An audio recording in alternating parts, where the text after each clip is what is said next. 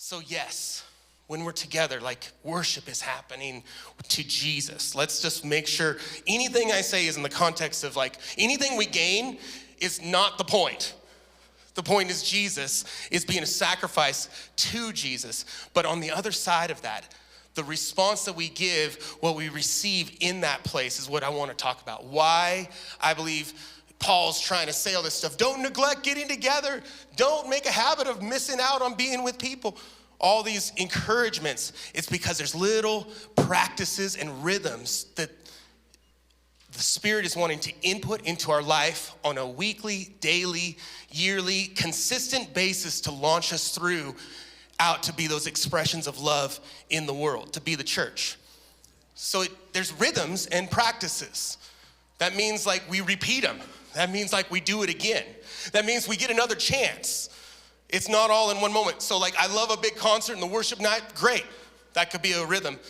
But if you only do that once a year, that's not a rhythm. That's just a one time. So let's talk about those rhythms of what I kind of a little bit. I'm sure there's more than this. It's marked my life since I was 17, for reals. I think one of the first ones that we got to experience some this morning was we practiced freedom and joy. Freedom and joy, not based off our circumstances. Now we've been through a lot of talking about grief and our stories, and that we're not supposed to just stick our heads in the sand and some sort of house say that I don't feel anything, I have joy. I don't feel anything, I have freedom. But in worship, through worship, there's a story that God wants to unfold in us that's like, I am beyond your circumstances and I will take you through them. In Acts 16:25, we see Paul and Silas in prison, right? And they start singing. Physically circumstanced in prison, they start singing and all the people around them hear it. 2 guys, so we got the 2 or more happening. They're gathered, forced to be gathered in prison, and they're experiencing freedom. They're singing out freedom, their choice, their journey beyond their circumstances. And I think for us, experiencing that today is like we're hearing the words of a song that don't line up with the circumstances of my life, but I can look around the room because I've made myself get in the room. Then I see the stories and I know some of the stories around me, and I see and hear the other people stepping past their circumstances and expressing a freedom or joy that I know they shouldn't have. Just like Silas and Paul expressing any kind of joy, any honor or praise in the midst of being locked up, they shouldn't have that. And there's this kind of flipping that happens in the community of believers as we worship. Now, you're not sticking your head in the sand.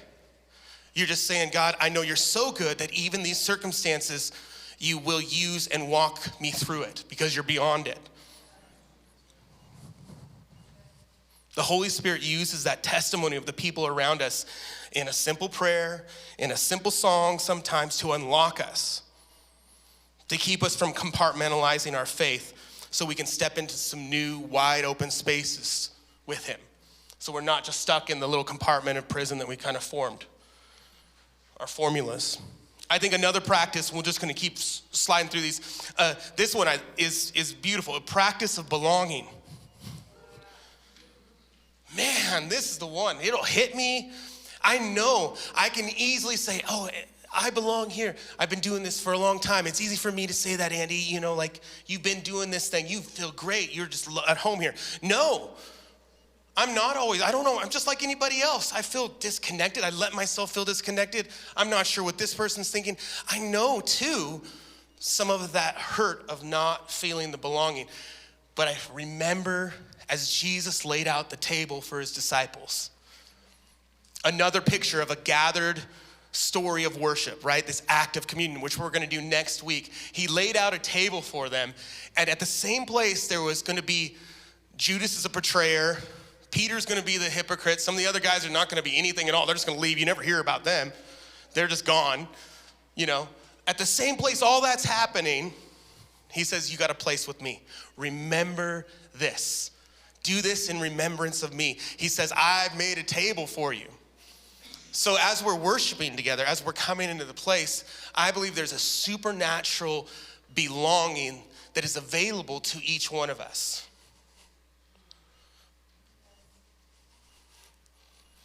And I know that's sometimes hard when you're dealing with loneliness, when you're dealing with, I don't think the same way as everybody else. But remember, we started this with, we don't all think the same thing as anybody else. There's not one person here that's carrying the exact, we're not asking for robots in worship or robots following Jesus. The only thing we're unified in is we're gonna get on the road like following our master as he's our master, we're his apprentices. We're just gonna follow with him, with a bunch of other apprentices. Like that's the only thing that unifies us. And he made a table for us so we can belong. I see that week after week. That pulled me out of my disillusionment. Another one is we practice burden bearing and perseverance as we sing these songs, as we worship together. We know there's those scriptures that say like,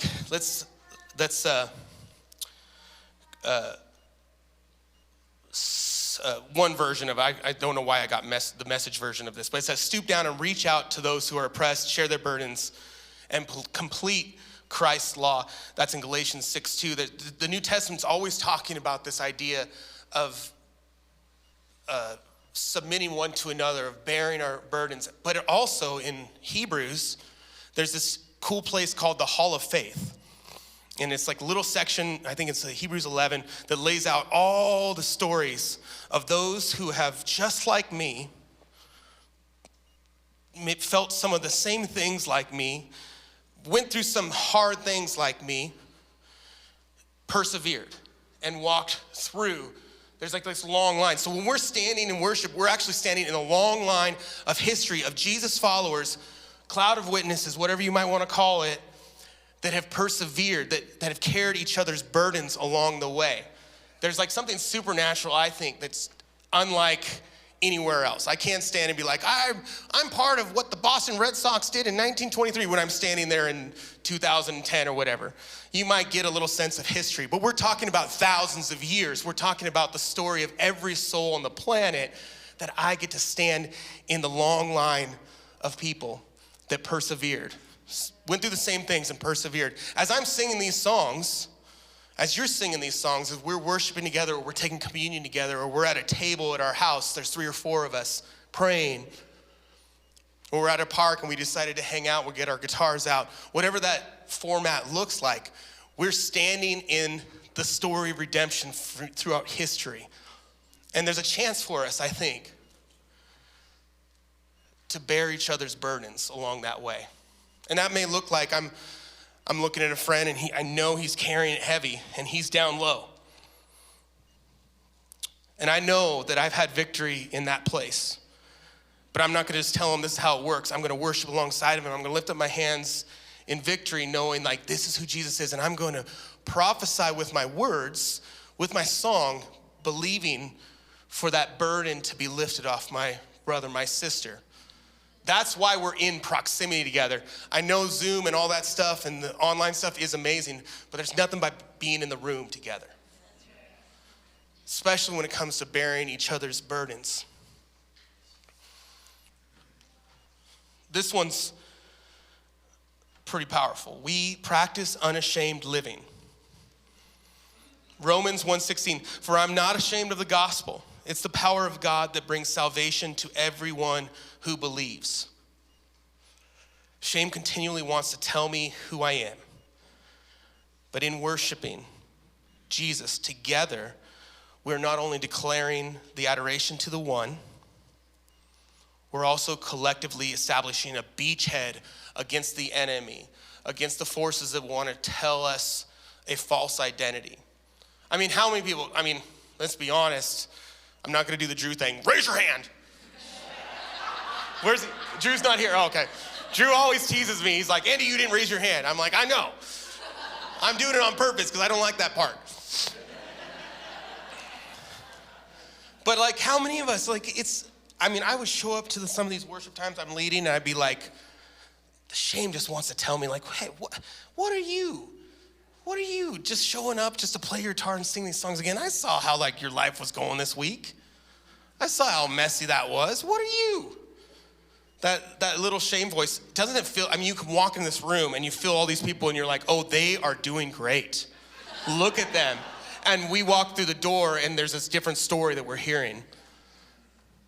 But as we worship and we actually get a picture of the reality is that there's a bunch of unashamed worshipers choosing to not believe shame. That's what unashamed is. I'm choosing to not believe shame. And as I walk towards Jesus with a bunch of other people, kind of, we're like, we're not believing the shame. Jesus, we're here, we love you. We're kind of centering and making this established place for us to launch out from. A beachhead in the midst of this enemy territory that wants to tell us all over the planet who we are. That's a good word. Yeah, that's money. I think we get to practice being a voice when we worship together. Not just an echo, which is the quote. In 1 Corinthians 14:15, Paul's trying to explain to the confused Corinthians, just like us, that have a lot of things going on and they're pulling a lot of different things into their worship experience and they're a little bit, he's trying to give some order, but he's also trying to tell them what's different than when you're worshiping on your own or when you're worshiping with people, which are both important. So what shall I do? I will pray with my spirit, but I will also pray with my understanding. I will sing with my spirit, but I also sing with my understanding. Otherwise, when praising God in the spirit, how can someone else who is not in the same position know what I'm singing about, since they do not know what you are saying? You are giving thanks well, but no one is edified around you. I tend to think that this idea of music, melody mixed with prayer, like your words and your melody, there's something powerful connected to that, because there's a rhythm of declaration that we get to enter into. We get to confess. Create in me a clean heart, oh God. Renew a right spirit within me. We get to confess, oh, we need that clean heart. We get to declare something outwardly into the room with people. So there is a point, I believe, that we have to vocalize the truth. We have to declare and confess one to another. We have to declare his goodness. We have to put some oomph behind it. We become a voice. And where else are you going to practice that than with a bunch of other people that are practicing the same thing? This scratchy, like, I got a voice, I'm going to say. That's so great. I'd rather be around a bunch of people like that than someone that thinks they got it all along. I can never speak. So let's just remember, that's why we're all leading worship together in this place. It's great to have tools. You're not a tool, Nisha, but tools of worship. It's great to have these things, and this is beautiful. But you see where the works of people choosing worshiping together kind of gets ignited, and you want a part of that. You see what's happened over, some of you may see in Asbury in the college over back east, and just these students are just gathering around, and there's kind of an empty stage. There's a few instruments, but it's mostly people choosing worship for themselves. They're declaring something out loud. They're becoming a voice, not just repeating. I love repeating what we do here, but they're pushing beyond that. I'm a voice. I can join my voice. That doesn't mean, I'm copying, but I am a voice. Not just using my voice, but I am a voice. It's a strange thing that happens, I think, when I hear the person next to me declare a truth in a song out loud, and they might respond with their body. They might be sitting, they might stand up, and they put their hands straight up. They're like, and I'm like, wait, I want what they got. So I'm like, or I might sing and join in the song. How does that work? It's because Jesus wants us to hunger for him so much that it doesn't matter if we're gonna go through our own thought processes or we're gonna join in with another and partner with them and be like, I'm here with you and I'm gonna go up too. He wants us to cry out, and the pathway be made maybe different than our own. Oh, my preference is this, my thing is this. It forces us out of our preferences. Community worship together. It forces us out of our compartments. But it is strange, that's true. Sometimes Jesus wants to speak to us through the person next to us, so that we have to put down our own agenda, our perspective, in order to receive what he wants to give us.